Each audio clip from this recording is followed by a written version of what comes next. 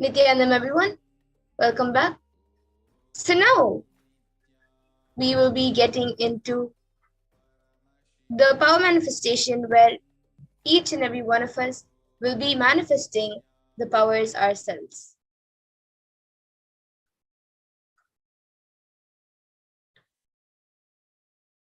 So after the powerful Bhavasamadhi darshan of Bhagwan Venkateshwara, with the Supreme Pontiff of Hinduism, Jagat Guru Mahasannidhanam, His Divine Holiness, Bhagwan Sri Nithyananda Paramashivam, all of us are now initiated into the third eye awakening and various other powers, which we will be manifesting. We will be manifesting the following powers of third eye, which is seeing with the eyes blindfolded, and Mahima, which is the ability to increase the height of any object.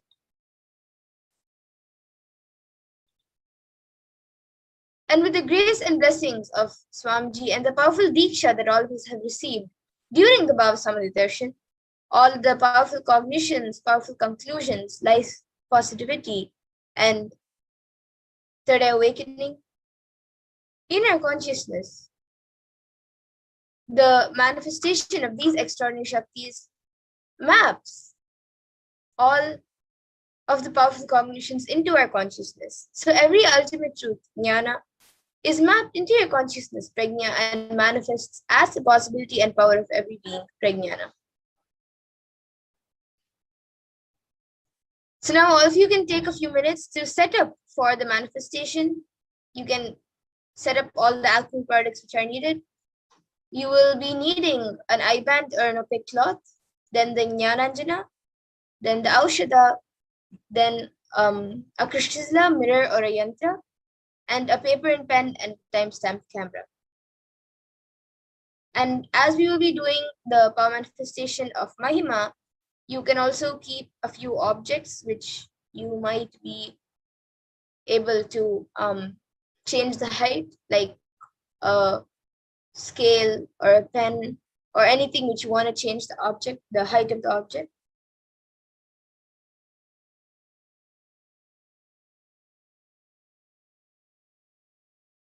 So first we'll be getting into the power of third eye, which is seeing with eyes blindfolded.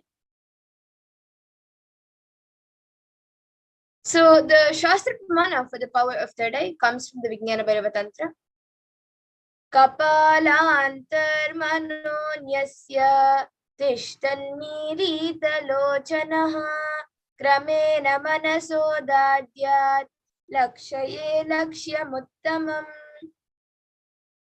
And the translation for this is, by fixing the mind on the inner space within the crown center and sitting stably without any movement, having the eyes closed in succession, by that stability of the mind in inner space through the power of the third eye, one directly sees the ultimate goal Lakshyam by having the vision beyond the sight that reveals any object or place, attaining the space of oneness with the source, Paramashiva. And the Apta Pramana for this power of third eye is from the Bhagavad Gita. Natumam shakyase drashtu manenaiva svachakshisha divyam dadami te chakshuhu pashyam me yogamaishwaram. Bhagavan Krishna says to Arjuna, but you cannot see my cosmic form with these physical eyes of yours. Therefore, I grant you divine third eye vision. Behold my cosmic opulence. And in the Hindu Purana, Bhagavad Gita, Bhagavan Krishna initiates Arjuna into the power of third eye to behold Krishna's Vishwarupa Darshan, the vision of his cosmic form. And in the 11th chapter of Bhagavad Gita, which contains Bhagavan Krishna, the description of Bhagavan Krishna's cosmic form, is completely narrated by Arjuna as he sees Bhagavan Krishna through his third eye. And the Atma Pramana for this power, in Swamiji's own words, the first experience is that I was able to see everything around me, above me, the whole 360-degree, 10 directions, below me, everything. I realized not only I was able to see, I was able to feel, experience all of that as me. And the next is the Pratyaksha Pramana, which is the empirical evidence from observation and scientific experimentation. So as all of you can see, Using a PET, a positron emission tomography, the brainwaves of the Supreme Pontiff himself was measured. And it was measured that when doing daily activities, there was high activity measured in the brain where the third eye is located. And when in deep samadhi state, only the third eye region is active and almost 90% of the rest of the brain is at peace. So now we will be getting into the Sakshi Pramana, where each and every one of us will be manifesting the powers ourselves, as all of us have been initiated into the powers now. So to get ready, you all can click on the timestamp camera, which is an application from the App Store. If you don't have it, you can download it now. And then ensure that the time is shown on the screen. And make sure that the camera is facing you. So you can place the camera, the phone, in whichever device or whichever device you're recording it. You can keep it standing in front of you in a way that you are shown in front of you. And when you start taking the video, ensure the time is shown on the screen. So you can take a few moments to set this up.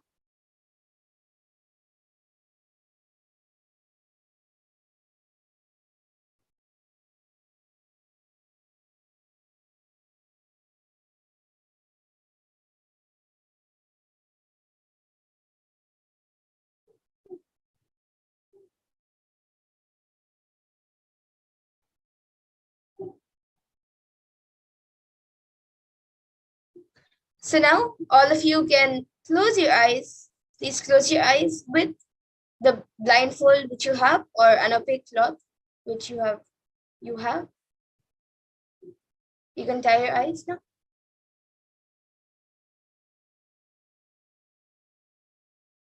And now we will be projecting an image for you. So begin verbalizing whatever is revealed to you through the divine third eye.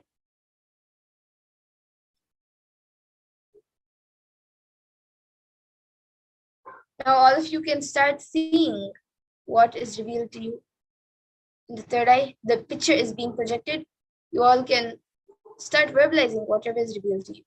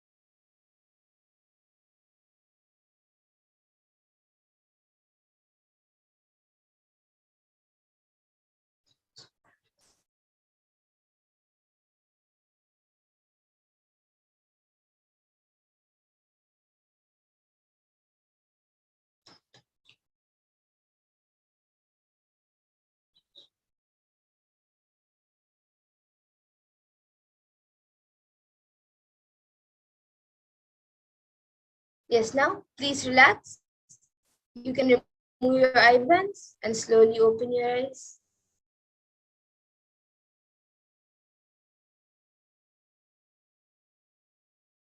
Please take a few minutes to type down what was revealed to you in your third eye.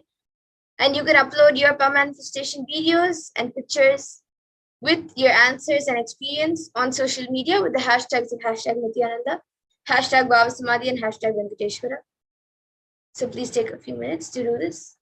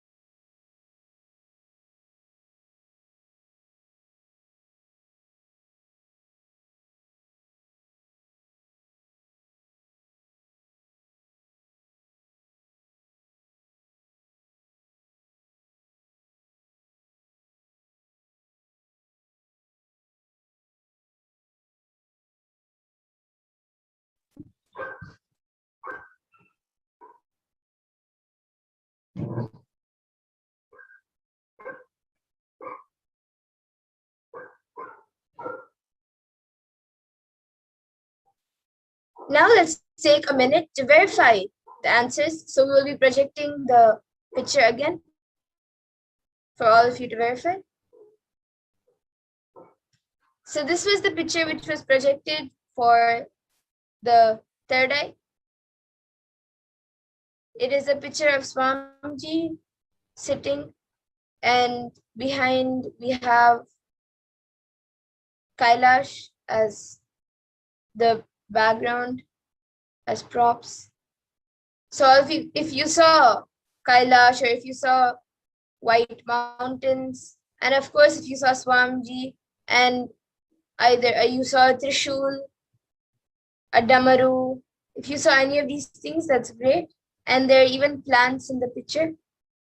So if you have seen anything in this picture, you have manifested the power.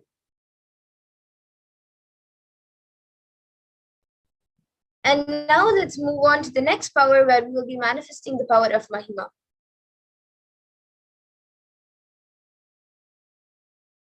So the Shastra Pramana for the power of Mahima comes from the Vijnana Bhairava Tantra. Mahima vyapya chastanam brihadehendriyadibihi tritiyam kayata siddhim aishwaryam manimadikam. Bhagavan Paramashiva says, Mahima is the power to exist pervasively with the help of huge bodies, organs, and such others. These three lordly powers, Anima, Laghima, and Garima, are expressed through body. And the Apta Pramana for this power of Mahima comes from the great Purana of Ramayana, where Lord Hanuman wanted to cross the ocean to reach Lanka, where Devi Sita was held hostage. So he was stopped when he was crossing the ocean, he was stopped by a demon named Surasa. And the demon demanded that anyone who has to cross the ocean must first enter into her stomach and for her to eat. So Hanuman stretches himself to 10 yojanas, and 1 yojana is approximately 7.6 miles. So then Hanuman stretches further. He stretches the body further into 30 yojanas. And then Surasa on her own enlarges her mouth into 40 yojanas. And then Lord Hanuman then stretches his body to 50 yojanas. Then Surasa widens her mouth more to 80 yojanas. And then again, Lord Hanuman grew up to 90 yojanas, looking like a mountain. Then Hanuman, observing Surasa's enlarged mouth, open and dreadful like hell, with a long tongue, suddenly shrunk his body to the size of a thumb. And the Atma Pramana for this power of Mahima is from the life of the Supreme Pontiff Hinduism himself. It is an incident which happened in Swamiji's life at the age of 4 or 5 years old. Swamiji was able to lift a wooden cot beyond his own physical weight. He demonstrated not just psychological strength, but also physical strength. So one day, Swamiji's mother asked him to wake up his uncle who was sleeping on the wooden cot. Swamiji recalls, "He did not wake up. I just stumbled the 2,200 pounds teak wood cot. He is rolling," and actually he got up and ran away, thinking that some earthquake had happened. You see, you can never imagine a cot tumbling. A chair tumbling is okay, but a cot tumbling, and now still I can remember the scene. He thought some earthquake happened and he ran.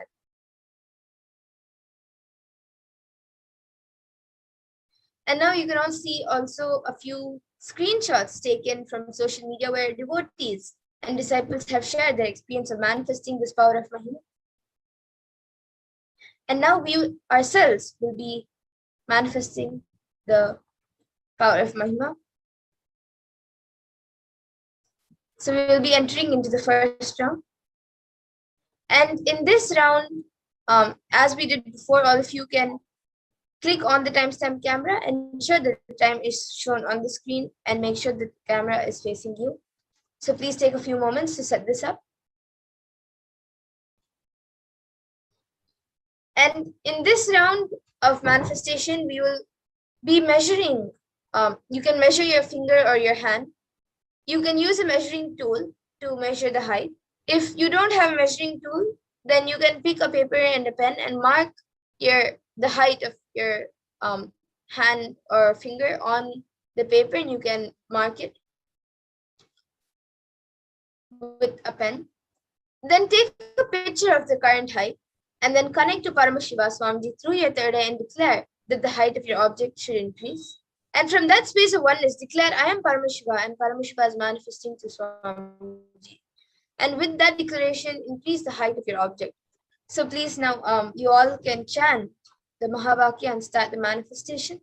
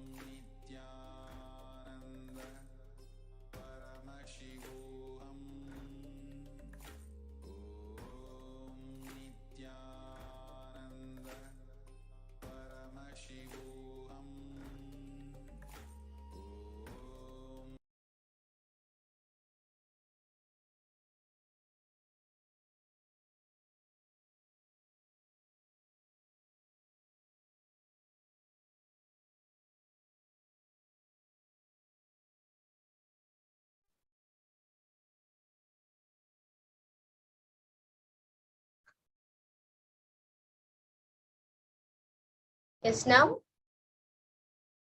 let's take a minute to verify the manifestation.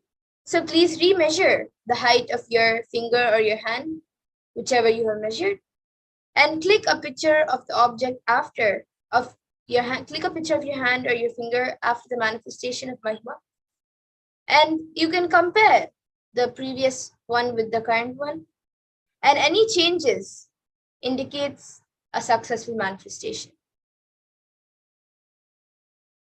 So you can take a few moments to remeasure.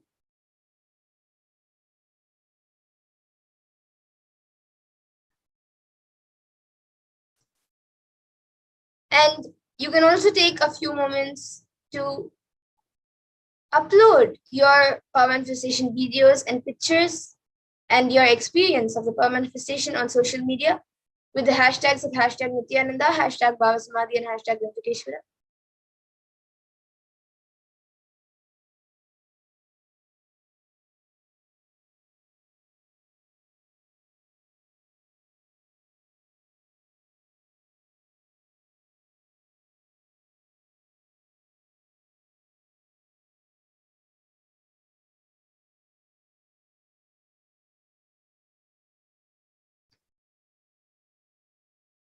And we'll now be getting into the second round of Mahima.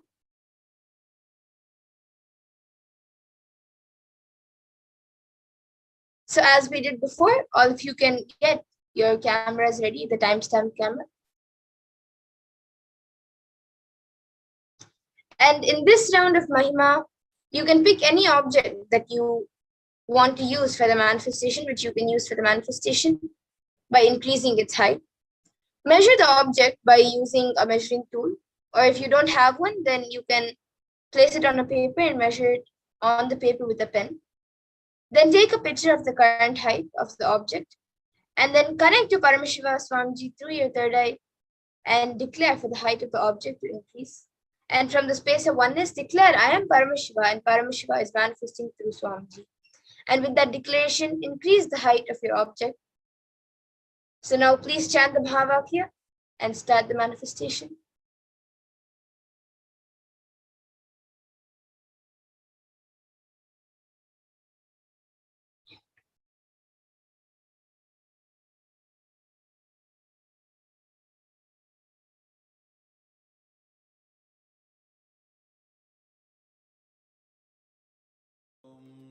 Nithyananda Paramashivoham. Om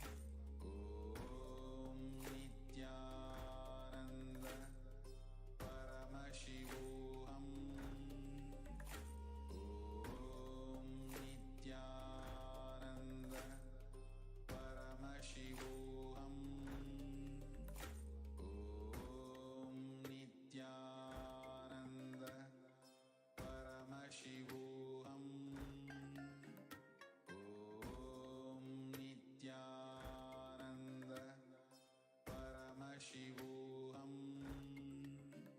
Om Nithyananda Paramashivoham. Om Nithyananda Paramashivoham. Om Nithyananda Paramashivoham.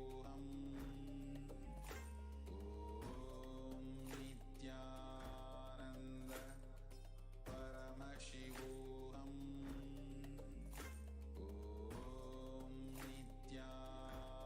Nithyananda Paramashivoham. Om Nithyananda Paramashivoham. Om Nithyananda Paramashivoham. Om Nithyananda Paramashivoham. Om Nithyananda Paramashivoham.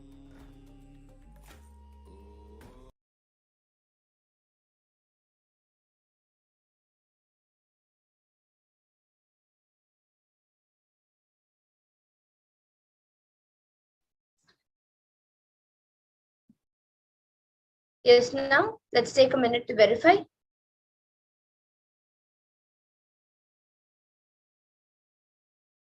So please remeasure the height of your object and click a picture of the object after the manifestation. And you can compare the previous one with the current one, and any changes in the height of the object indicates a successful manifestation.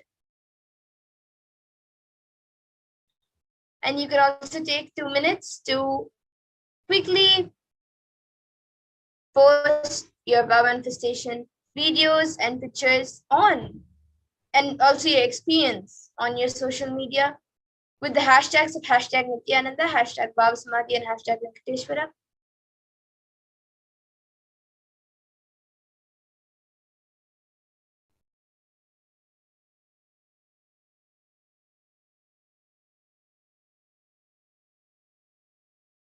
And now we will be getting into the third round of the power of Mahima. So as we did before, you can get your timestamp camera ready. So please take a few moments to set this up.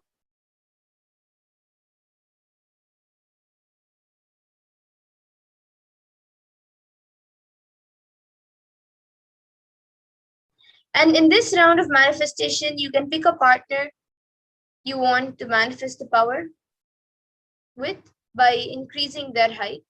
So if you have somebody at home, you can either get them to volunteer, or you can also maybe call up somebody. You can pick a partner and get them to measure their height, or if they're physically with you, you can measure their height. And once their height is, you can measure their height with a ruler on the head or a book on the head, and mark it with a pen or a pencil, whichever you're comfortable with, and take a picture of the current height. Then connect to Paramashiva through your third eye and declare the height of your object, of the person you are manifesting for, to increase. And from the space of oneness, declare, I am Paramashiva, and Paramashiva is manifesting through Swamiji. And with that declaration, increase the height of your partner. So now all of you can chant the Mahavakya and connect with Swamiji in the space of oneness and manifest the power of Mahima for your partner.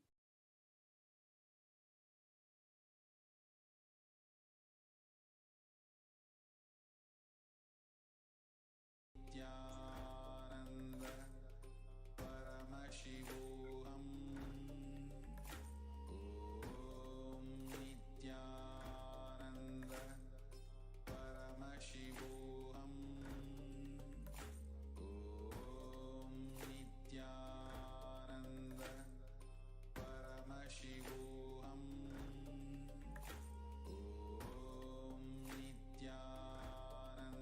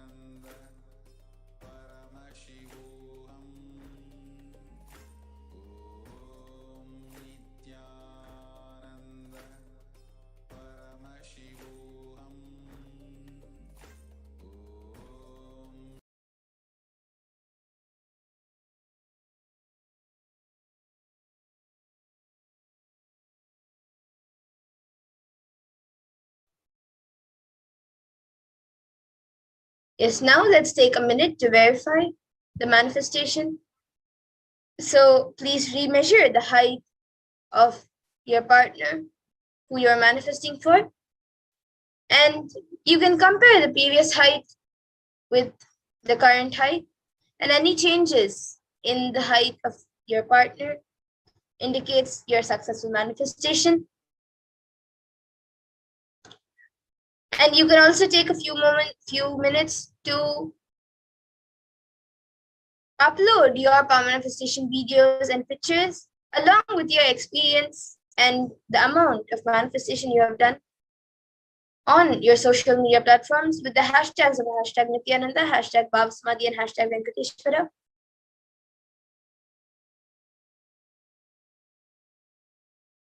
And now with this, I thank all of you who are watching us for joining us for this Venkateshwara Bhavsamadhi Darshan. And we will now be concluding with the Purna Mantra. Om Purnamada Purnamidam Purnat Purnamudachyate Purnasya Purnamadaya Purnameva Vashishyate. Om Shanti Shanti Shanti Hari Om Tat Sat. Sarvam Bhagavat Shri Nithyananda Paramashiva Padukar Pranamastu. Om Nithyanandam. Thank you everyone and for joining us today, and please stay tuned for the further programs and further sessions which will be live. And once again, I thank all of you for joining us. Thank you, Nithyananda.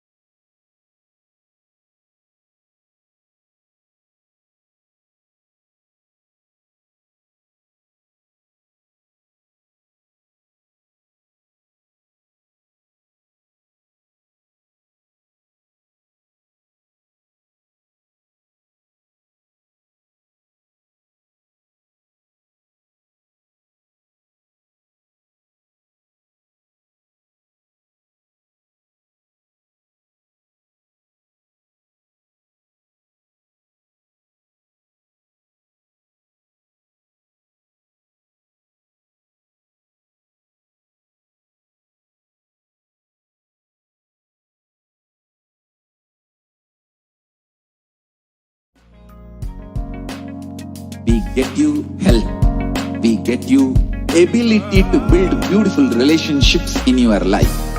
We get you direct spiritual support, and we make sure you become wealthy.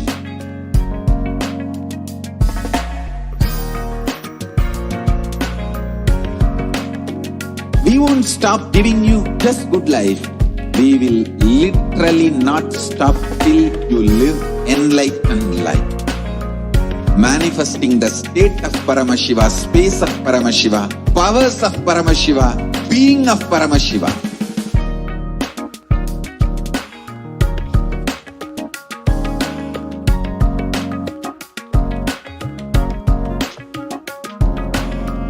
Whole world should become Kailasians. I want the whole world to know Hindus have something great to contribute to the world.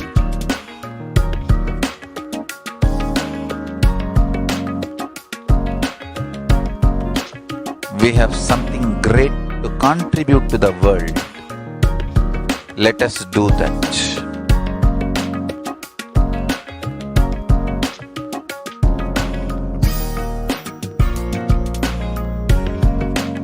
Kailasa is proper customized spiritual service helping you to identify your root patterns of suffering.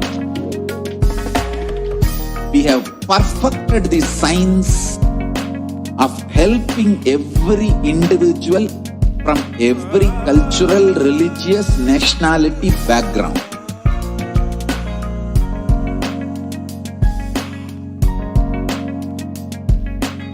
You will have lowest reactionary assumptions, highest awakened response, alive response for life continuously.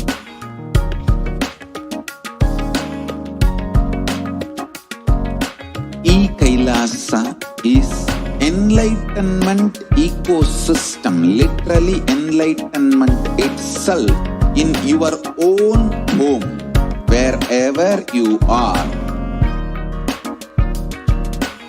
Proper customized spiritual service helping you to complete with your life negativity, withdrawal from life, self-hatred, self-denial, self-doubt, so much of tiredness, laziness.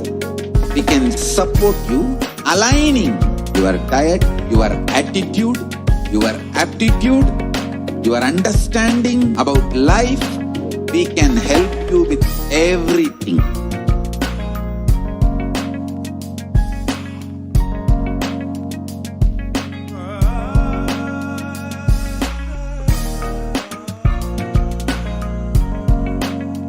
If you are interested in enlightenment, we will immediately bring this to you. If you are not interested, we will explain the whole science, inspire you and make you interested in enlightenment science. We need to cater this enlightenment science to the whole world wherever they are, because enlightenment is the birthright of all human beings. Kailasa is responsible to provide that to all human beings.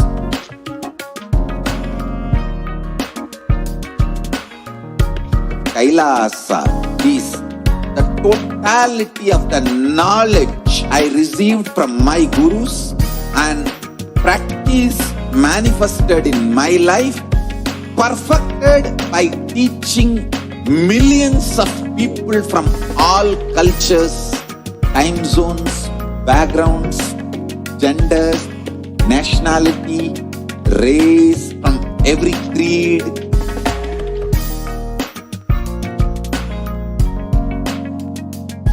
So this absolutely perfected knowledge available to you, served to you in your home without even you moving out of your couch, free of cost.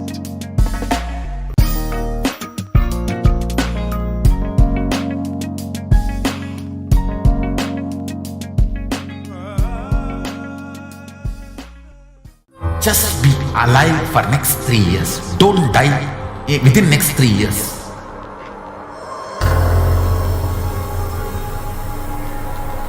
Just don't die within next 3 years. Be alive. Somehow be alive. I'm working sincerely. I will reach you somehow. Somehow I will reach you. It's my commitment to humanity.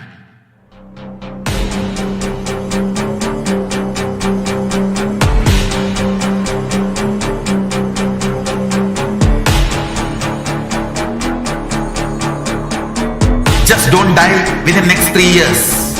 I will reach you wherever you are, whichever corner of the world you may be. I will reach you with enlightenment.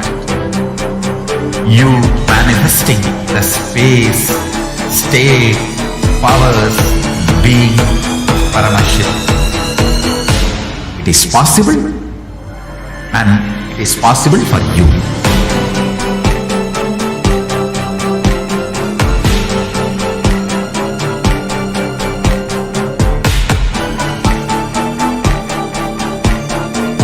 Paramashiva will reach you with enlightenment science. I know he is going to do the job. Just be alive for next 3 years. Nothing else.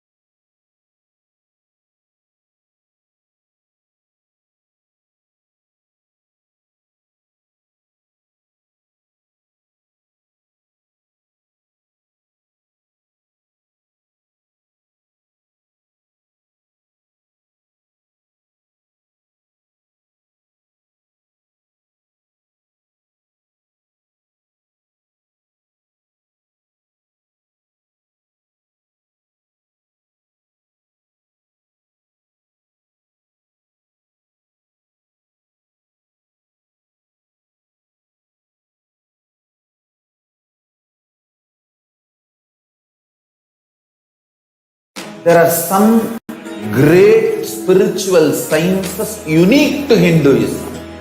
Subtle, otherworldly, but definitive sign. Manifesting the cosmic beings in Archavatara, deities in Nijavatara, living incarnations is possible. Understand? Kriya Pada of Vedas and Agamas elaborately explain the whole science of making the cosmic beings manifest in Archavatara, deities and Nijavatara, living incarnations, both. During the Bhava Samadhi Darshan, literally those cosmic beings manifest through this body. Just like how they manifest in Archavatara, deity, they manifest in Nijavatara, Pratyakshavatara, and give you all the boons you ask, bless you. You see, each God is an independent intelligence to lead you to enlightenment. Each God is a bridge for you to achieve the Shivatva, the ultimate Shiva consciousness. Krishna is the bridge for you to achieve the Krishna consciousness.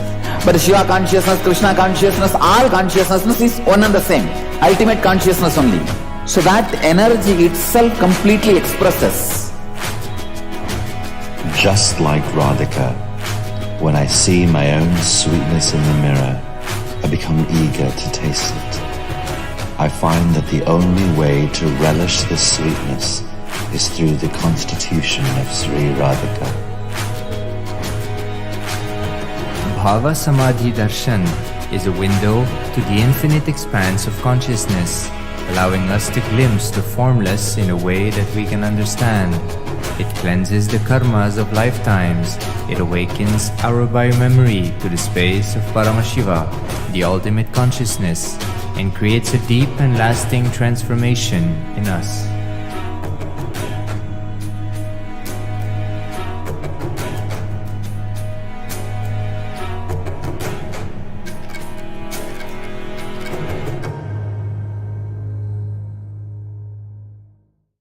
Just be alive for next 3 years. Don't die within next 3 years.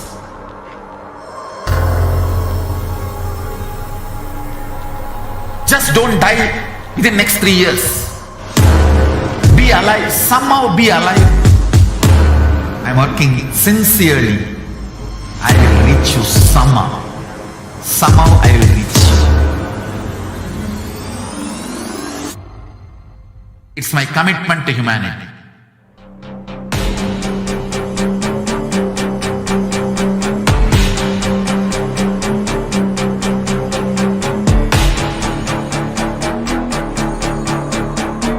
Just don't die within next 3 years.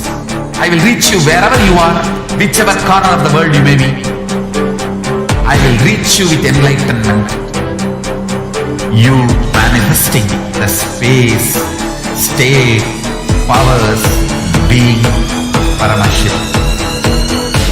It is possible, and it is possible for you.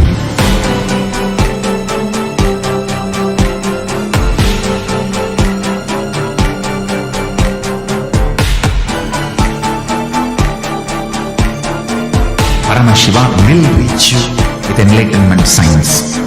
I know he is going to do the job. Just be alive for next 3 years. Nothing else.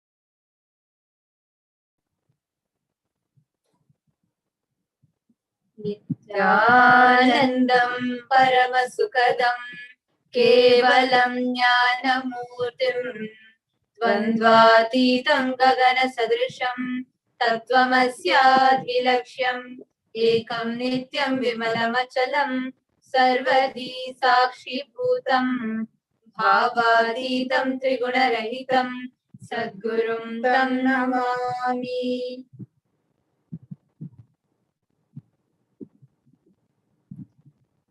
Nithyanandam, dear viewers, we welcome each and every one of you back for yet another very, very exciting and extremely informative segment. And all of us just enjoyed the Bhava Samadhi Darshan of Bhagavan Venkateshwara and the powerful session of power manifestation. And we have a great news to share with all of you, and especially all the 2 billion Hindus across the globe. This is a very, very, very exciting news for all of you. Actually, the world with 7 billion plus people existing is diverse. There are so many cultures, people with so many backgrounds, so each of them with different beliefs, different experiences, and many of them following their respective religions.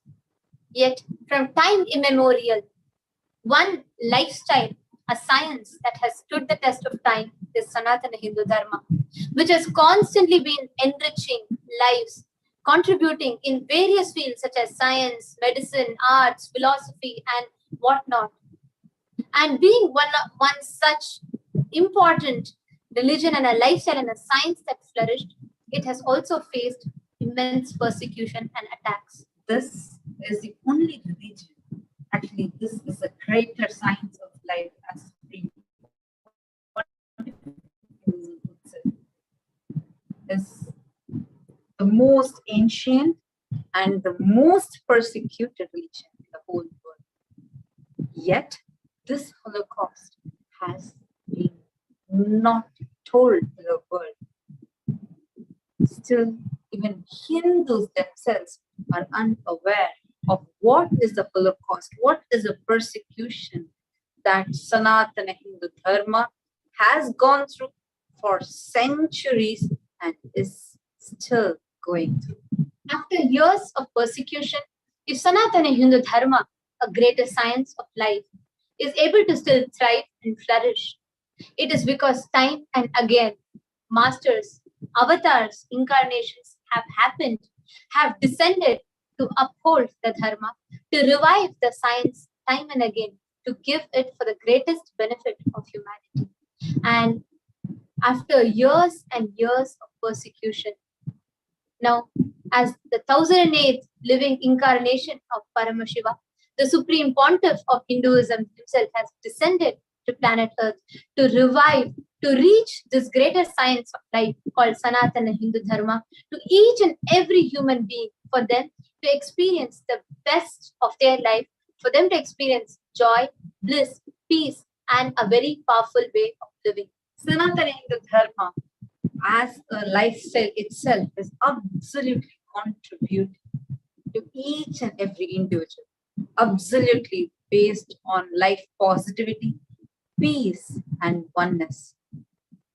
And today, we are having a very exciting news that we are waiting to share with all of you on how this Holocaust faced by Sanatana Hindu Dharma. Actually, if all of you have been following, seeing the daily issues, you would have seen a lot of Holocaust, like the material that we had shared on what kind of Holocaust that Sanatana Hindu Dharma has gone through and is continuing to go through, and how the Supreme Pontiff of Hinduism is literally like a hologram. All that persecution put together, the persecution he is going through. And most importantly, the Supreme Pontiff of Hinduism is standing as the voice of the 2 billion Hindus, spearheading the whole revival of Sanatana Hinduism and taking all the persecution and attacks that happened to Hinduism to the platform to tell to the world and to get us our legitimacy back in every level. And as one of the important steps in that, at the recent International Religious Freedom Summit that has happened, the Kailasians represented the whole of Hinduism as a voice of the 2 billion Hindus, sharing with the world the persecution that has happened to Sanatana Dharma.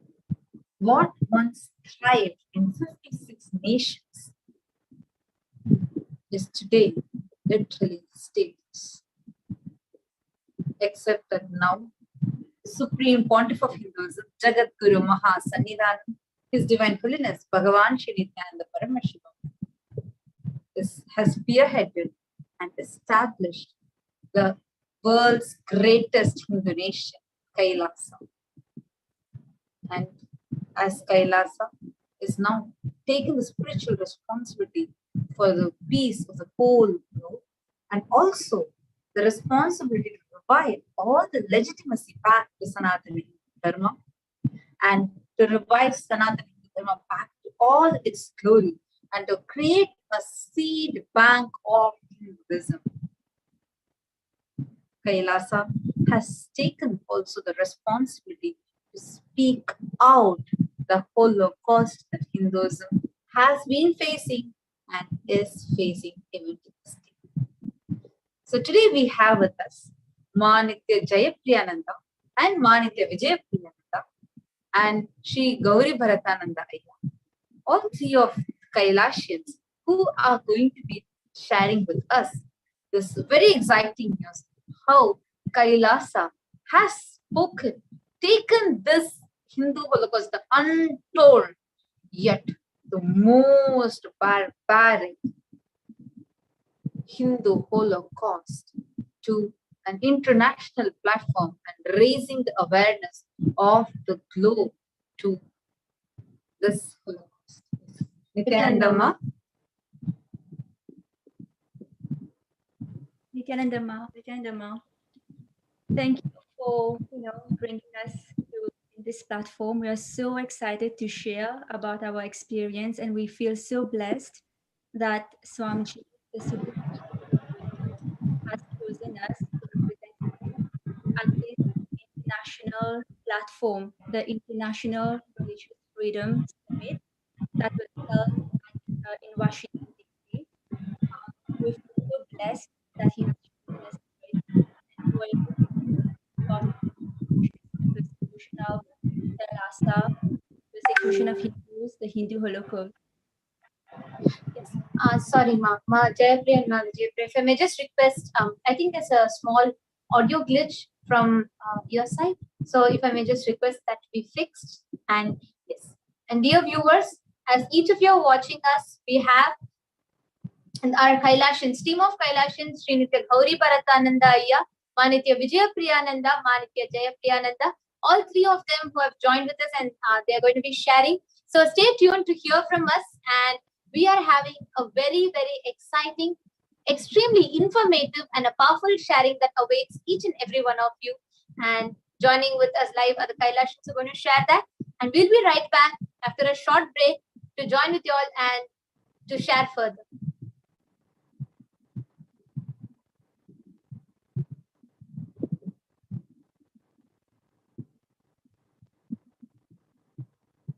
There are some great spiritual sciences unique to Hinduism. Subtle, otherworldly, but definitive sign.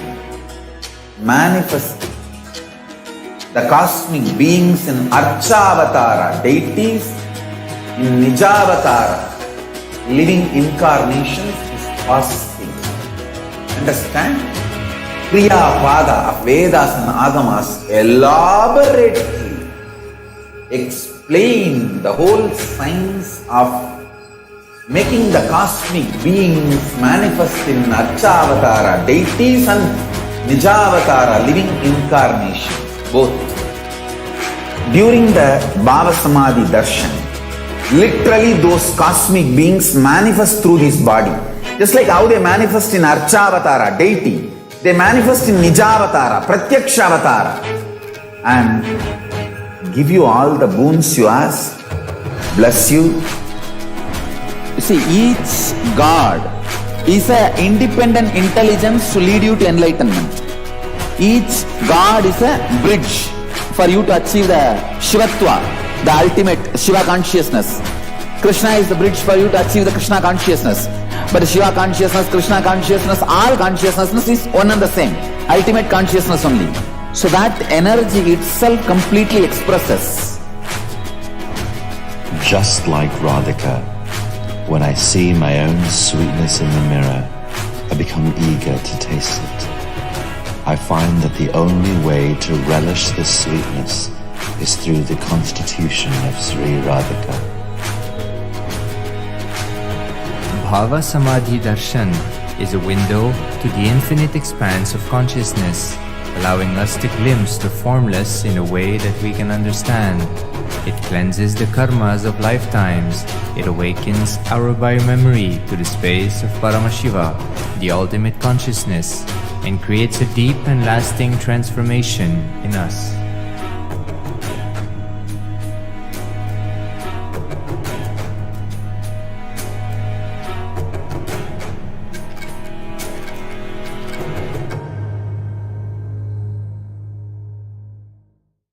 Just be alive for next 3 years. Don't die within next 3 years.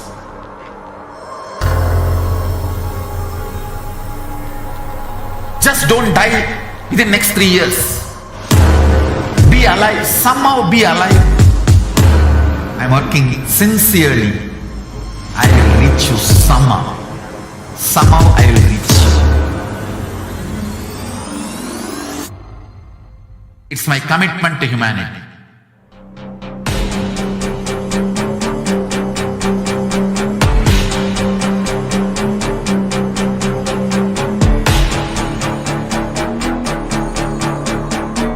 Just don't die within next 3 years. I will reach you wherever you are, whichever corner of the world you may be. I will reach you with enlightenment. You manifesting the space, state, powers, being Paramashivoham. It is possible, and it is possible for you.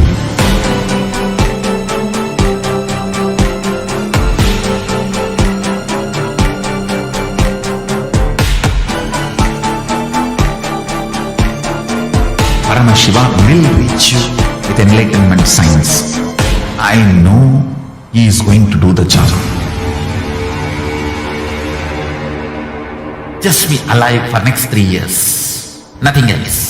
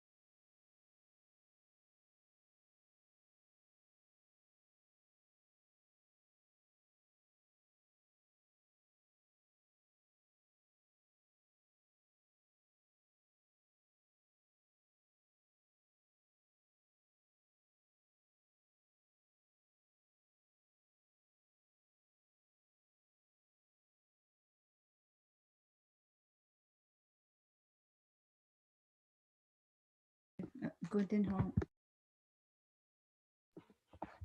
Nithyanandam, everybody. We feel so blessed today to be here and sharing about our experience, and also we feel so lucky and blessed for Swamiji, the Supreme Pontiff of Hinduism, to have chosen us to represent him and Kailasa Nation at the International Religious Freedom Summit that was held in Washington, D.C. And this has been the largest and most important religious freedom event of the year. There was over 1,200 people attended, from government agencies to civil society organizations. And there was over 10,000 people who attended online. And we now give the platform to Gauri Bharatananda, so he can give us a context of the summit. Nithyananda Maya. Nithyananda, I think there is an echo coming from your side. Can you mute your speaker? Oh, yes, I am.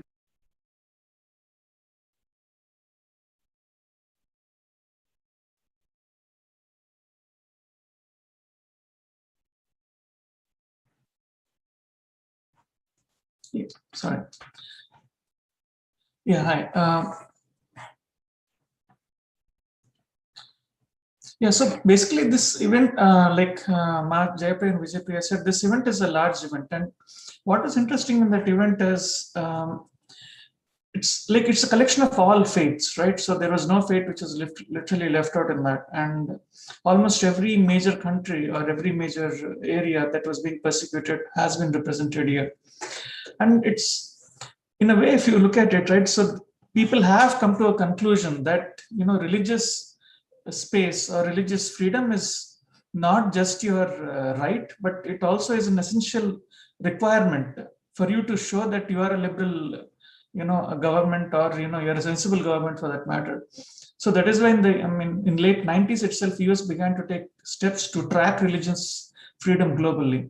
And over a period, it has institutionalized the area of tracking religious freedom. I mean, it does it it doesn't track religious, this organization doesn't track religious freedom in India, but it does it outside.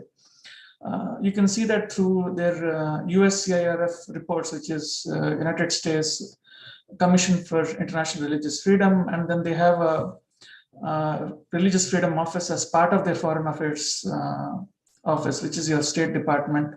And then there is a whole industry that has been built which promotes religious freedom. I mean, when I use the word industry, it's an ecosystem. What I mean is that there is a Vatavarna that has been created. So you have scholars, you have bureaucrats, you have diplomats, you have activists, you have lawyers whose only specialization is religious freedom. They have nothing else. I mean, in a sense, US had made it possible, not just possible, you are richly rewarded, even financially, for pursuing religious freedom globally. I mean, this is one thing that is phenomenal about US. So any problem that they have figured it out how to convert it into a business problem. So if you have a problem of religious freedom, they have made it a business problem. That means if anyone wants to fight for religious freedom, he or she can make their living, not just and a very comfortable living at that. So that is why there is a greater incentive in US to fight for religious freedom globally. And because it's a business problem, they want to expand. So they want to expand the fight for religious freedom globally. And that is why we see, I mean, almost, I think, it's phenomenal. I mean, the whole area was booked. And the interesting thing was only 2 paid people managed the whole show. The rest of the thing was organized by volunteers. And because it has become an industry, I mean, people are specializing it right from the college level. I mean, they're grooming young people to think on religious freedoms and go fight on it in the future. So it's not a freak show. It is not a temporary thing. It's a sustainable ecosystem that they have built, which is growing every year. And they have penetrated into all areas. So right now, earlier religious freedom used to be looked at with an isolated point of view. Today, every aspect is being tested with the angle of religious freedom. So for example, if you're running a business, They are testing, is your business giving religious freedom? They are testing if is your business supporting you to express your religion. See, earlier the business culture was religion is a personal space, so keep it to your home. Don't bring it to the work. Now the thinking has changed, where they're saying no, we should allow people to express their religion so that they're more efficient at work. So we see, large social media companies like Facebook and all of them also being represented here. Now they're also interested in allowing their own employees to be comfortable in the workplace where they can express their religion. And they have created an alliance for that also. So that, unfortunately in India, the religious freedom is going back, whereas rest of the world, they're pushing the boundaries of what is acceptable and what is not. When you look at the whole conference, people pretty much agree to all the principles that Sanatana Hindu Dharma talks about. So in a sense, if you look at it, the whole world is ready to become Hindus. They're already practicing Hindus. They just don't know yet. That is the impression I got out of that summit. That is why it kind of makes sense why the whole world is ready for Paramashivoham. Actually, I want to add to this. So there was one person, and he was a Muslim, and he shared about the free will, like how the Lord gives the free will to people, even though they can make everybody, like a practicing, have a faith, but the Lord chooses for the person to have a free will. And this is exactly what Swamiji says, Paramashiva, he has the power he has the power of attorney, but he decides to give us the free will. So like you said, is right, they don't know, but they are practicing Hindus. It's the same principle that they are following. Yeah, it is very enlightening to see. The level of collaboration and cooperation different religious entities on the ground are having to promote freedom of religion is phenomenal. It's a global movement. There is no stopping it. And that is what they are confident about this as well. See, earlier religious freedom was in the domain of non-religious people only. Today, religious people have taken over the, pushing the boundaries of what is religious freedom. So they know that they're an unstoppable force. It's like that's what gives us a lot of hope. That the Kailasas, the roadway to Kailasa is through the government and people of US. Yes, and religious freedom itself is so important to US. And people like former Senator Mr. Brownback is advocating for religious freedom. Yeah, he's not just an ambassador. He built his entire career on religious freedom. He was an ambassador at large with the Foreign Office during Trump time. Now he's the new one is yet to be appointed, but for them it's such a serious issue that they have decided to appoint in the next, I think, couple of weeks. And a lot of interesting people. And we had, I think, one very interesting encounter with an Indian Christian. And once we started to talk about Swamiji and what he's trying to do, and for him, it was a no-brainer. He knew that Swamiji will be attacked. He says, I'll be surprised if he's not attacked. He's posing a serious threat to certain institutions. And from his point of view, he's saying that, I think that's what Swamiji says, right? Other people, outsiders understand me better than Hindus themselves. This is a classic example. Like everybody understood immediately why Swamiji is being persecuted. We didn't have to explain them much. And they were very, very concerned with the level of persecution that was happening. And the amount of support that we got globally from pretty much every component was phenomenal. Yes, that was actually our first international platform where we could speak.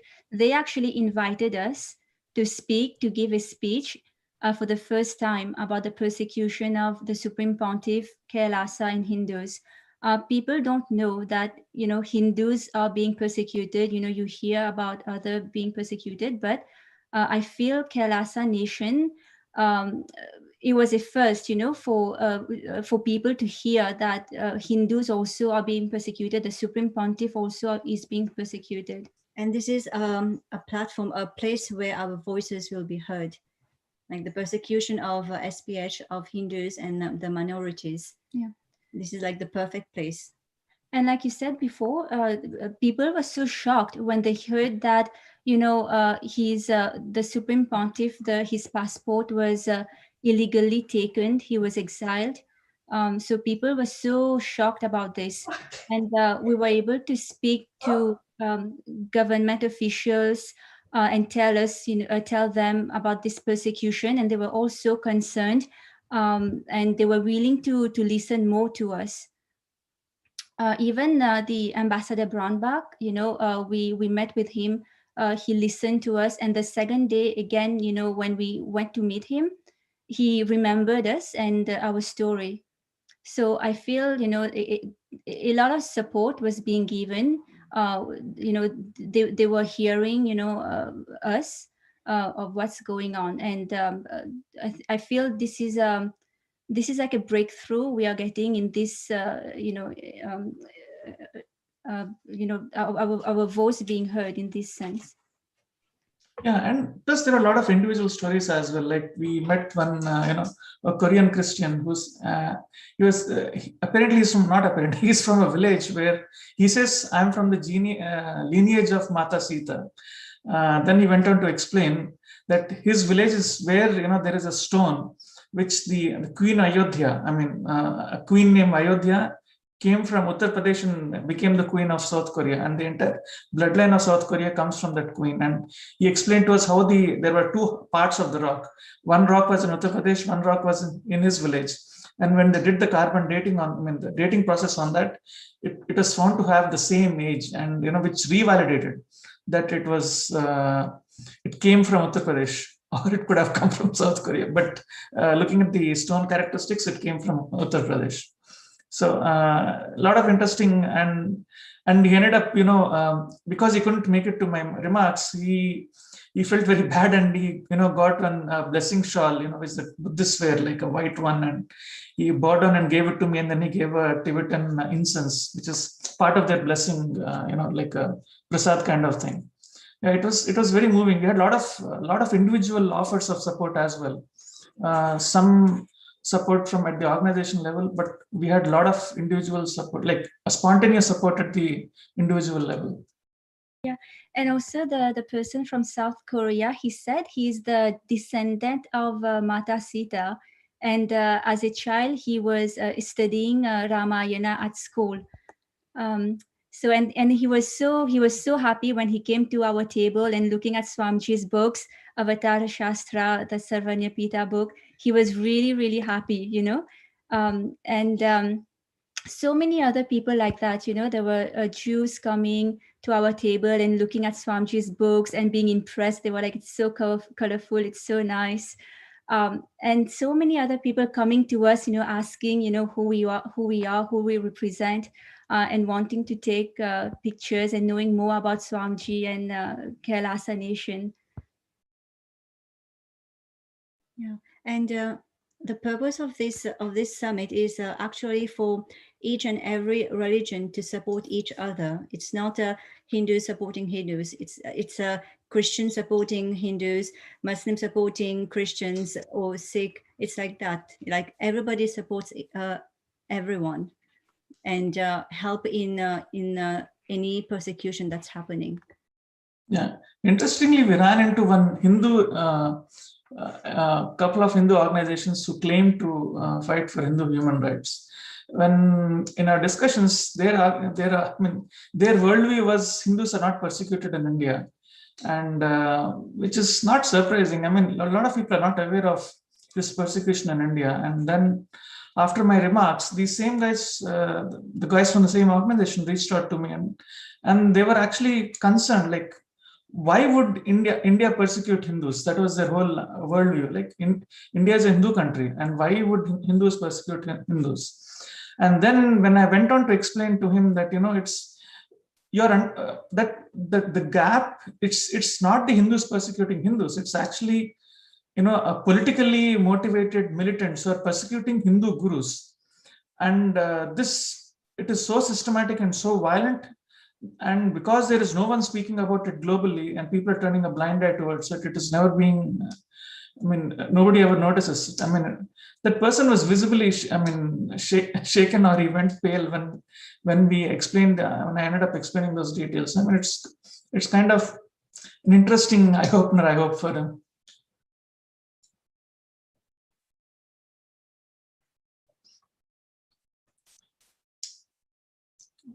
So Aya, why would you say this forum was important to us? One, it's like think of it like a trade show, right? So you pretty much know all the playbooks every persecuting government is using all over the world. You also know the playbook for fighting this. And then you also know what are the success stories, right? I mean, people just didn't come there to talk about their problems. They also came there to talk about strategies. They came there to talk about success stories and support each other. Like when you are attending a place like this, there is an immediate understanding and a cognitive shift that occurs, right? I mean, the whole world, now all these people, the experts, I mean, in religious freedom, now they actually understand that the Hindus are being, Guru Sishya Parampara is being persecuted in India. Now it's out there. I mean, it's no longer unknown. It's no longer hidden. It is out there in the public. It's only a matter of days before they end up officially. Publicly recognizing the persecution of SPH. So far, people understand. People know. It's just that you need some time for them to organize and make it public. Also, I would add to it that we've met individuals from organizations who publish reports, and one of them, specializes in publishing reports about the persecution of Christians. But when we told her our story, the persecution of the SPH, she immediately said, okay, to send her the reports, and she will. She said that she publishes reports every 2 years, and to send her, whatever material we have. So even in this sense, we are getting the support of the international community, and that lady was from Germany, and he flew here for the conference. Yeah, actually, it's that person just doesn't specializes in only looking into Europe. She doesn't even specialize into looking India. She was so moved, she compelled to publish. I mean, she was moved actually. So now people see, now this is the second side, right? Now people will stretch themselves. People will stretch themselves into covering SPH as well.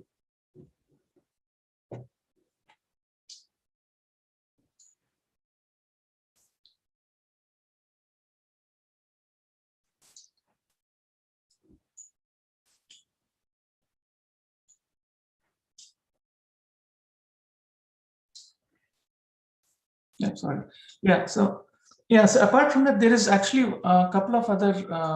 We ended up meeting a few specialists who look at policy decisions. Like the way they work is they organize country-specific seminars where they end up discussing with their counterparts globally and try and map it to and try and look at the situations. Right now, because this this understanding of Hindu persecution is already out there. It makes it very easy for us to collaborate with potential partners independent partners who can actually look at the persecution of Hindus and then publish out independent reports. So now what will happen now is, earlier, see, this is the game that is being played by these political forces, right, where their entire narrative is around nationalism. So moment they see somebody, it worked as long as persecution of Hinduism was hidden. The whole game collapses once the persecution of Hindus is made public. That is what is going to happen. Like once the persecution of Hindus is made public, the whole political militant neo-Hindutvas, their story will begin to collapse, unravel very quickly. Yeah, on and all, it was a great experience there. I mean, it's definitely, it gave us an insight into what the policymakers are thinking, what they look for. And apart from that, understanding of what activists are pushing for. I mean, it's very clear that there is definitely a shift they have which has happened in the world. It's very apparent. And plus, this was conducted after 16 months in one area, right? Because of COVID lockdown, there was not much activity that was happening. So all the more, I mean, people were doubly motivated to, push this even further. So yeah, almost every community was represented, every sub-tradition, every tradition, and the level of organization that is there globally. So I mean, and the amount of collaborations that each organization does with each other, right? It's not one organization fighting isolatedly. It's a network of organizations who end up collaborating with each other. It was phenomenal. But only the sad part was there was no not many Hindu organizations there. It was just like a few here and there. Like Hindus, unfortunately, have not organized themselves into, not just, I mean, I would say they have not taken up the responsibility of organizing themselves. So this is where the collectivity integrity that Swamiji talks about comes to play. The rest of the world has taken collective responsibility for themselves. We have not taken that yet. It's once we begin to take it, things will change very rapidly. That part I'm very confident on. It's not a question of if, it's a question of when. Yes, and people were very interested in knowing our stories, like what is Kailasa? Like they were very intrigued to know what's happening really. And when we were telling them the story, they were like very, very surprised. They never heard something like that, and persecution on Hindus. Yeah, and they never heard about Hindu persecution, Hindu genocide. Yeah, they were very surprised. And Hindus themselves were surprised. Other Hindus, they couldn't even understand why gurus were persecuted, and they couldn't. Some Hindus, and the so-called representatives of people who are fighting for Hindus, they don't even know that Hinduism has a notion of Supreme Pontiff of Hinduism. There is a clear-cut science behind recognizing, identifying, testing, validating, and incarnation. The irony was this: when we spoke to the government officials, and when we're talking about how Dalai Lama is recognized an incarnation, his immediate, instantaneous response was, yeah, reincarnation is a science. This is the understanding of government officials there. Actually, listening to this conversation, it is just making, I'm sure for each and every viewer, it's the same too, where we understand one is this world is diverse and there are so many people, so many religions, so many cultures. And also Hinduism, as one of the oldest civilization, is having its impact in every form, in every way of it. And that is why still today it has thrived and flourished as one of the most practiced, most lived religion, yet most persecuted. And what happened to the Supreme Pontiff of Hinduism and this whole revival of Kailasa is a hologram of the whole persecution that has happened to Sanatana Hinduism. I'm actually listening to Ma Jayapriya, Ma Vijayapriya, and Gauri Bharatanandaya. It's really, I'm sure, is an eye-opener for each of us to understand. One is how many people are not aware of what Hindus themselves, majority are not aware of what happened to Hinduism, the persecution that has been happening to Hinduism, and also even as humanity as large, when the greater science of life for Hinduism is not being available to people. We just wanted to ask, like as you were sharing, how even there you felt like everybody were literally resonating with what Hinduism is. Like people had the same principles of Hinduism, what the Supreme Pontiff has been teaching us, whether it be it the science of an avatar, or be it the free will, or be it the peace-loving people, or everything, the concepts of Sanatana Hindu Dharma. We were very well able to see how Sanatana Hindu Dharma is not just a religion, but it's a lifestyle by itself. It's the greater science, as how the Supreme Pontiff of Hinduism puts it as. What was your understanding when you took this Hindu Holocaust, something that has never been told before, to the world today? How did you feel about it? How was the response that you received for specifically, like it was nice as when you were sharing about how people were like quite shocked, like where even people did not like know why are Hindus attacking themselves. But in a deeper level, how did you feel for the first time to take this, to be a channel where through the Supreme Pontiff of Hinduism, through each of you blessed Kailashins, was able to take this Hindu Holocaust to the international platform? How did you feel about it? So, yeah. So when I was told that I'm supposed to go and share about the Hinduism platform, it was, I mean, in the Hindu Holocaust that was happening, I was okay. I thought, let me go. Then I started preparing, organizing myself what to do, and the amount of it was actually a very moving experience for me. Like I didn't realize there was so much of hidden pain that each of us carry. Like I'm sure if you go through this process, there is a lot of pain we practicing Hindus carry. Because of persecution of HDH or because of what is happening to gurus, and it is not even known to us. And as we were talking about this, even with a few words, the other person was moving. Like I didn't have to use too many words to explain. For them, when they see us, when they spoke to us, they saw us as very authentic people. I mean, they didn't, nobody was even, how do I put it? There was not even a lack of disconnect is a very weak word to explain. Like there was, like people are moved to tears when we were explaining about ourselves, and they didn't even come from the same religion. I mean, different parts of the world. I mean, come on, a Christian guy coming and giving the blessings of a Buddhist tradition, because why was it? You have to understand why he's doing that, right? He knows Hindus and Buddhism are closer, right? That is why he could probably find those blessing items in the nearby place or somewhere else. And that is why he came there. He could have given anything else from his Christianity. See, that much of concern was there, that much of sensitivity was there in that place. It was all round. It was not like unique or whatever. I mean, even the government agencies, right? The amount of sensitivity they showed was phenomenal. I mean, they would listen very patiently. They would have no expression of fatigue or no expression of, okay, I'm not interested. No, very, very sensitive people all around. Actually, for the first time, being this Holocaust being taken to the world itself means literally like a redefinition for what Sanatana Hindu Dharma is.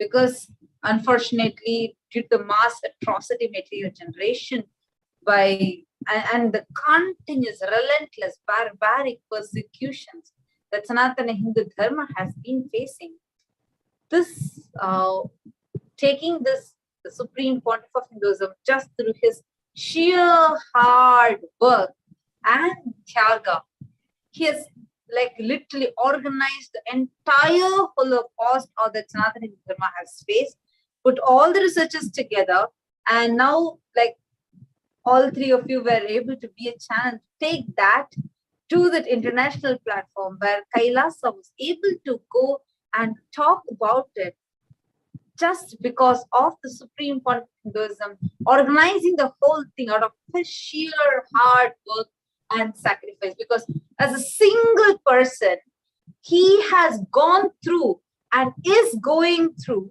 the whole Holocaust as literally like a hologram of the Hindu Holocaust. Actually, whatever persecutions, whatever Holocaust that Sanatana Hindu Dharma has been facing for centuries now, the Supreme Pontiff of Hinduism has been facing this in the last few decades itself as a hologram of the entire Hindu Holocaust. So when we are seeing, despite of going through all of that, he has taken that responsibility to take this to the world.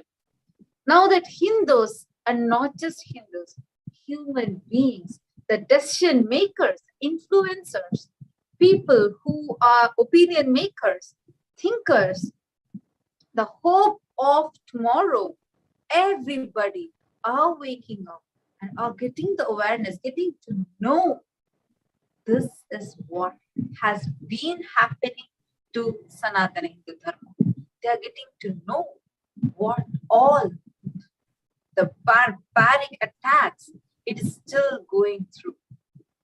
So from this perspective, just wanted to understand from all of you, like, how do you, when you went there and when you shared this, what did you see as a response from the thinkers, opinion makers, the influencers of the society? How did you feel when you took these?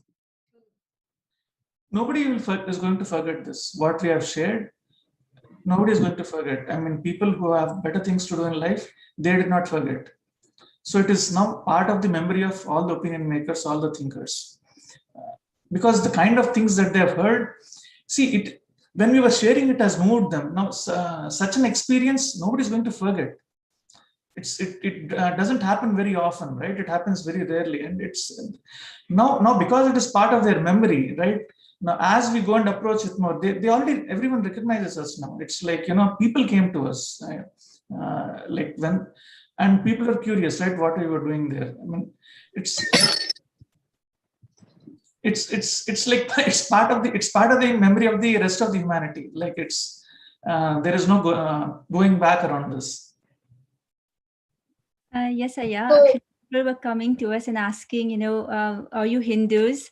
And so proudly we would say, yes, we are Hindus representing Kailasa Nation, the Supreme Pontiff of Hinduism.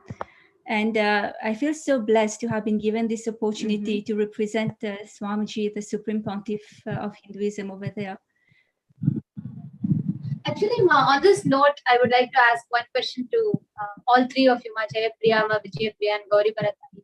See, as Hindus, when Swamiji, the Supreme Pontiff of Hinduism, is standing as a hologram of not just what's happening to Hinduism now, but the years of invasions, persecutions, and attacks, be it in terms of losing our intellectual wealth or how we were looted, how our women, how the whole matriarchal society that flourished was destroyed from its root, how the education system was strategically collapsed, and how our economic strength was just brought down. We were looted, and we were strategically, the whole Sanatana Hindu Dharma was trying to be uprooted by various other forces and various other elements. Up to this day, even today, because Supreme Pontiff of Hinduism is standing as a voice, and because Supreme Pontiff of Hinduism is reviving in one, and the Supreme Pontiff of Hinduism has one of the most progressive stance in reviving the Sanatana Hindu Dharma in one of the most practically applicable way for the modern minds today. And how do you think, when you took this persecution and you shared this with people, what do you think is the difference that you see happening, especially when you are having this opportunity and blessing of representing the Supreme Pontiff of Hinduism and Kailasa, when you share with people about persecution, about what Hinduism has, what has happened to Hinduism and what is the revival that is happening? What is the difference that you see when you share this, not just in terms of people, how they take it, but how do you think this is making a difference in the revival of Hinduism, in the happening of Kailasa at large for humanity? Earlier, I used to struggle, how do we make Kailasa happen? How Swamiji will do it? There was a lot of unknowns, a lot of questions, a lot of, it is I wouldn't use the word anxiety, but it is, a point of thought, let me put it that way, right? Because, in Swamiji said, it's going to happen, right? Paramashiva, there is no stopping it. But you still carry that, worry or, that tension or whatever you want to call it. After going through this, like, the level of activism has gone like multiple times, right? There is no question of doubt. There is only question of, like, there is no question of success or failure. It is like, I have to just go from A to B. That's it. There is no, I might have to go up and down in between, but I know I will reach B. And we have a clear pathway of going there. And it's that the cognitive shift has definitely happened, right? Now, and a lot of things that Swamiji himself was doing in the last 2 years, 3 years, like small things that he would say, all those things, like it formed all the dots have joined together, right? At least for me, like things that he used to say, one line that he used to say something, like, okay, like for example, he spoke about passport is a fundamental right? Then I went back and looked up, I found no, passport is not a fundamental right. Then I began to study court documents and everything, right? And then I came to realize, yes, actually passport is a fundamental right in India. Once the passport is given, even courts and governments don't have the power to hold it back. That's it. Once passport is given, there is no question of taking it back. And it is protected by Article 21, which itself is fundamental right. So that is why passport of India is fundamental right. Like that, a lot of small things that we were looking into. Then we ended up realizing that every fundamental right of his was violated. Like his right to speech, right to religion, right to life, right to move within country. I mean, you're allowed to freely move within the country, right? Even that was violated. Every fundamental right that is listed in the Constitution of India was violated without due process. See, the only time you can violate somebody's fundamental right is if you're convicted. Without conviction, you have no authority of violating the fundamental right. And his passport he was exiled, okay, and then his passport was cancelled. That means what? He becomes a stateless. And according to that international, the treaties, you cannot make a person stateless. It's an international crime, not just a domestic crime. So I mean, there are a lot of these things that the world will figure out. I mean, it's like, how do I put it? It's like the worst of the worst crime. I don't think even dictatorships do it so systematically. Violation of fundamental rights. I mean, they might do it brutally, but not this level of organization and systematically. It never happens. It's too systematic and extremely brutal, and it is so continuous. The atrocity material generation is so enormous that people, even the common mass that see, literally stop seeing through what is very obvious. Yeah. And then they start believing the altered, false, convoluted narration of this anti-Hindu militant forces. And it's like a very technical, very systematic way they'll brainwash the entire mass. The entire mass is literally brainwashed and forced to think only through this. So I'll tell you one interesting story, right? So there was other human rights, Hindu human rights organization looking at human rights. They don't look at India, right? They look at only India and Pakistan where human rights have been violated, because in their worldview there is no violation of human rights in India. Then he came to me and then he reached out to me after my remarks on Swamiji. So 3 things that stuck with that group, right? Supreme Pontiff of Hinduism. So how can he be Supreme Pontiff of Hinduism? And second, we didn't know that he was exiled and his passport was cancelled. And the third thing was they didn't realize that gurus are being persecuted in India. And then he began to talk about his own tradition. He says he's a Kashmiri Shaivite. Then I had to explain to him, right? See, what every tradition in India, if you're a Kashmiri Shaivite, if you're an Adi Shaivite, or if you're a God or Vaishnava, whatever, it is all, what is the center of that? Guru Sishya Parampara, right? Or lineage. Everything else revolves around it. So everything else is like the gift of the parampara that individuals enjoy. Now, with that person, then he was curious. How can you have hierarchy in Hinduism?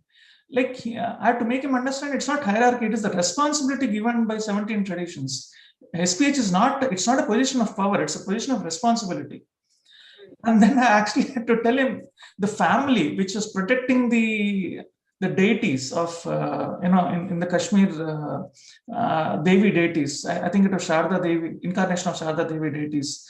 The families protected it for 700 years from persecution. When they found SPH, they gave it to SPH, right? And then the SPH kept it in Shamala Peetam until the time is right for them to be returned back to the Kashmir Sampradaya. And these are the stories when he heard, he had to think, he couldn't even respond. I mean, it has definitely shaken up a lot of people's worldview.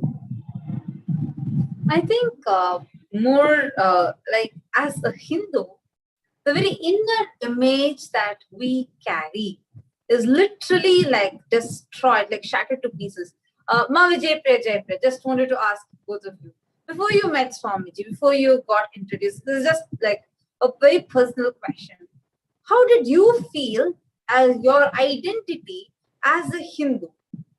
And when yesterday, when you went And when you were dressed, that to representing the world's greatest Hindu nation and being a voice of the Supreme Pontiff of Hinduism and taking to the world the Hindu Holocaust. Because before this, before meeting Swamiji, history was taught as mythology for us. Our great Puranas were taught as mythologies. So how did you feel? What is the difference you feel in the very identity that you carried as a Hindu? Well, before I met Swamiji, so actually only after I met Swamiji, I knew what it really means to be a Hindu. You know, like I didn't have, so before I was just saying, okay, I was born Hindu and so that's it, I'm a Hindu, even though like I was eating non-Sattvic food, so I was a Hindu. So in Mauritius, still a lot of people think like that. So only after meeting Swamiji, I came, he gave me the this knowledge of what is true, authentic Hinduism. And only when you practice these, you get initiated into this, and then you practice these values, then you get to become a true, an authentic Hindu. And before, I wouldn't, so I wouldn't wear my like saris out or like traditional clothes. I would feel very, very aware, and I wouldn't be comfortable wearing it outside of an like Indian event. But now we are wearing it like proudly. We are walking the streets of Yes, DC, like with our saris and like holding it proudly and with all our jewelries. And people actually, so actually our cognition shifted. People are actually looking at us and like amazed of how beautiful like the sari is. Like everyone, when we were at the conference, everyone was saying like, you're so beautiful, I like your costume, they were saying. So then they were saying that this is our traditional like formal dress, and they were saying like, oh, I like your jettas. But before, I wouldn't consider this as being like something I should be proud of, but now it's like totally different. And even beautiful, Ma. Actually, because see, just a few centuries before, we actually once upon a time, we have 56 nations. It was Hindu nations. And apart from that, just in like even when the British came and occupied India, 900 Hindu Rashtras were there. 900 just within India, the princely states, that's how they called it. So when we are being like persecuted with all these other things, only what the Supreme Pontiff of Hinduism, Swamiji has revealed to us, has shown with the record, with the proof, he has shown to us, educated all of us.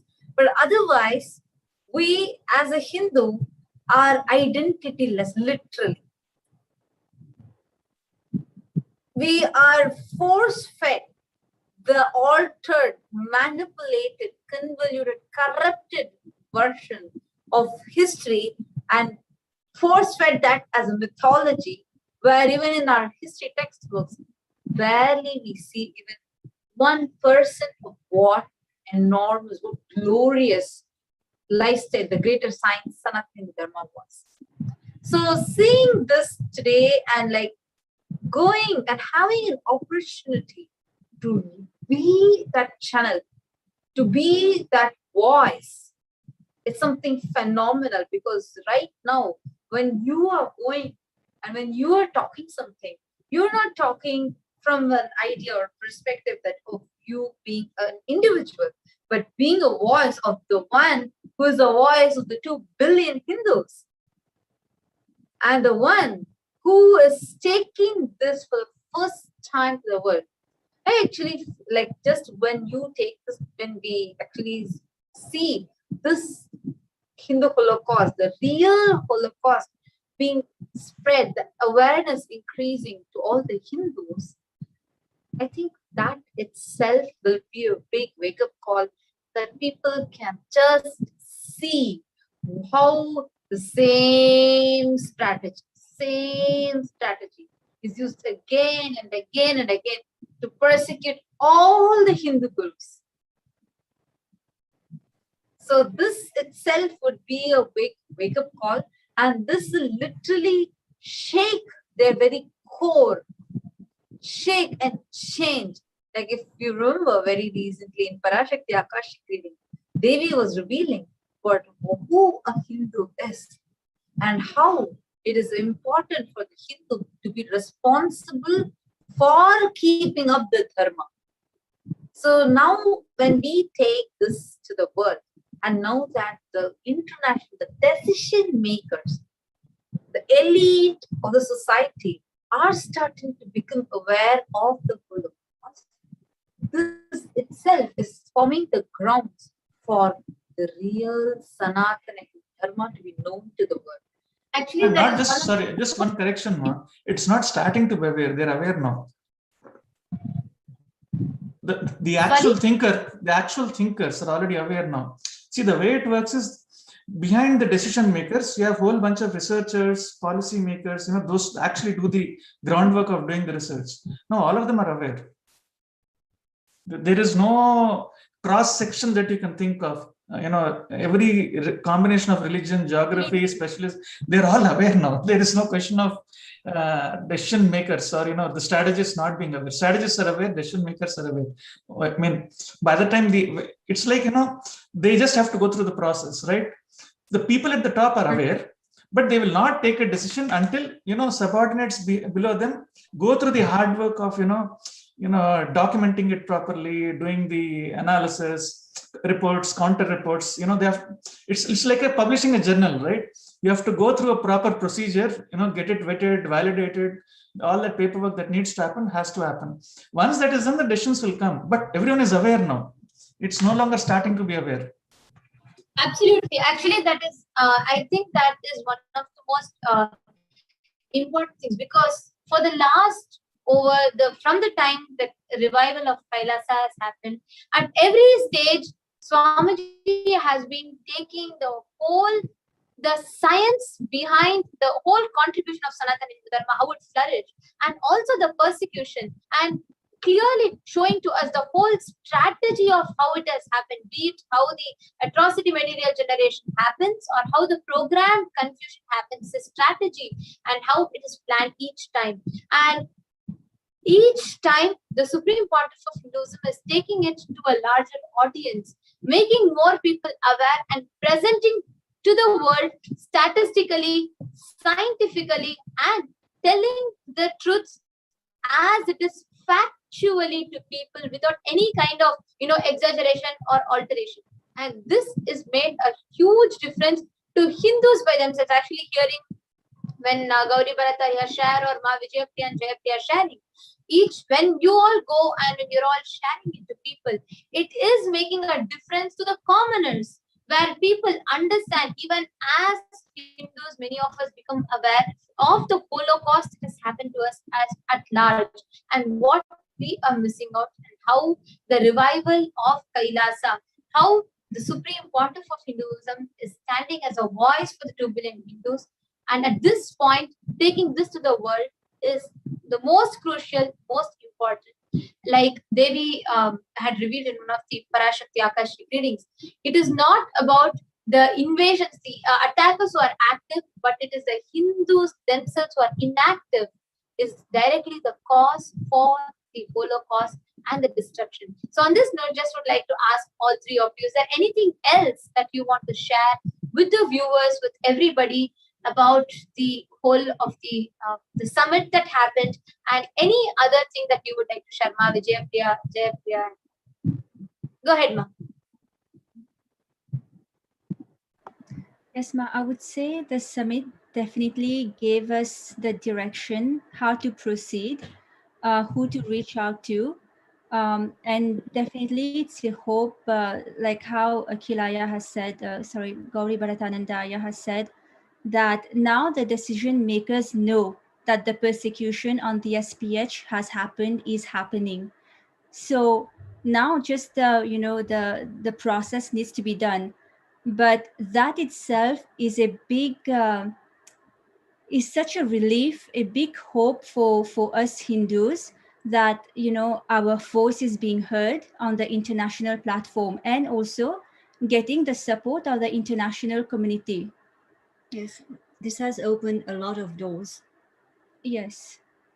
And a lot of people, you know, decision makers, you know, reporters, writers, organizations who publish reports, now they are aware that this is happening to the Supreme Pontiff of Hinduism, and also that Hinduism has a guru shishya parampara, you know. So I feel, because that was also, we discussed about this, so it's like now they know that even Hindus have a lineage, you know, Guru Shishya Parampara, and Swamiji is the has been coronated as, you know, and has been recognized as the Supreme Pontiff of Hinduism by over 1,000 Hindu leaders. See, even the people, right, Hindus who denied the existence of SPH, they don't have an argument against it anymore. Like, they had to accept that he was the SPH. Yes. Whether they agree it or not, they had to accept. They didn't have any way of countering that. Yes, they couldn't even say otherwise, that no, he is not, he cannot be. So that is, I feel that is established now. He is the Supreme Pontiff of Hinduism, of 2 billion Hindus. No, it was already established a while back. It's just that the opponents have no argument around it. Yeah.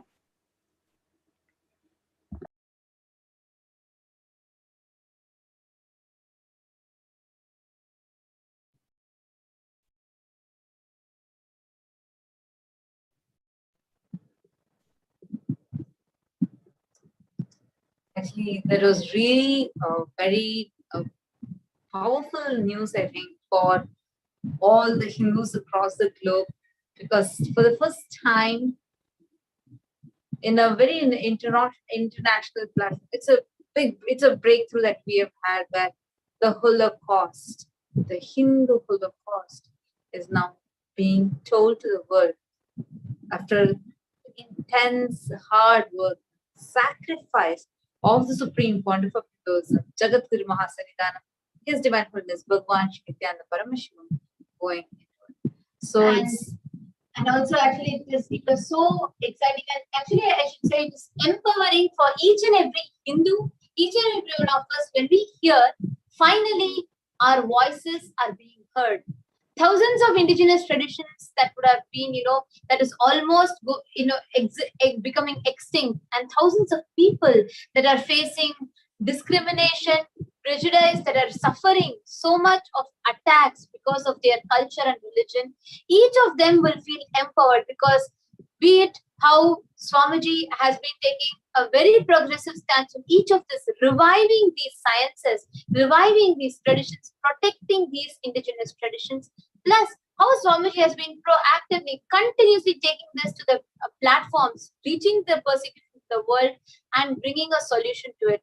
And each time, be it when recently UN had recognized the persecution that happened to the Supreme Pontiff of Hinduism, to Hinduism at large, and to Kailasa, and now taking it to the international platforms, to the summits, each time it is empowering for each and every one of us Hindus that we have a voice, we have the hope. The Supreme Pontiff of Hinduism is leading a huge change for humanity at large by reviving Hinduism, establishing the world's greatest Hindu nation, Kailasa. So we thank Ma Vijaya Priyananda, Manikya Jaya Priyananda, and Shri Gauri Bharatananda here. We thank all three of you to have come and shared. It was absolutely informative. It was absolutely exciting to hear your experiences and how you had represented, you had represented the Supreme Pontiff of Hinduism, Kailasa, and Hinduism at large in the International Religious Freedom Summit. So we thank all three of you for taking your time to come and join and share with us. And I'm sure each and every viewer is looking forward for more such exciting news that is going to be coming up constantly, and more such informative segments as well. So we thank all three of you for joining us today. So now we'll actually concluding this segment with the Purna Mantra. And also thank you all the viewers who are tuned in and watching And thank you so much for all of your feedback, comments, and tweets, etc. Now with this all conclude this segment with the Purnam. Om Purnamada Purnamidam Purnat Purnamudachyate Purnasya Purnamadaya Purnamevavasishyate. Om Shanti Shanti Shanti. Hari Om Tat Sat Sarvam Bhagavan Shri Nithyananda Paramashivam Padukarpanamastu. Om Nithyanandam.